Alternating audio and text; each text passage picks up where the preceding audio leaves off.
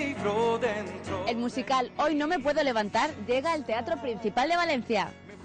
Un musical con los mayores éxitos de Mecano. La luna en tu melena me ayudó a... El musical inspirado en las canciones de Mecano y el Madrid de los años 80, Hoy no me puedo levantar, ha empezado sus representaciones en Valencia. El musical está ambientado en la década de los 80. La historia narra la llegada a Madrid de dos amigos que buscan un futuro como músicos. Asentados en la capital encuentran trabajo en el 33, un bar que les presenta su primera oportunidad de ensayar como grupo.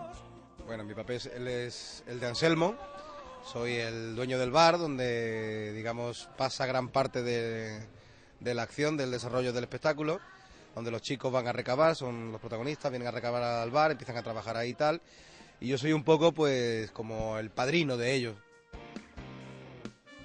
Canciones míticas de Mecano como Nada tienen de especial, dos mujeres que se dan la mano. Y muchos otros éxitos de los hermanos Cano conducen esta historia que reúne sobre el escenario a más de 40 artistas, entre los que se encuentra el valenciano Àlex Forriols. Para mí es un orgullo porque ya Valencia me ha visto de cantante en este teatro precisamente y ahora vuelvo como actor, entonces es como también un reto. Mi papel es, el chico es un heavy, ¿vale? Que toca en un grupo y es un poco el chaval de la ciudad, que lo sabe un poco todo, sabe cómo va todo, pero luego no se entera de nada. Es un poco el punto cómico de la obra. Todos ellos combinan en el escenario amor, humor, drama, teatro, danza y especialmente sonido Mecano.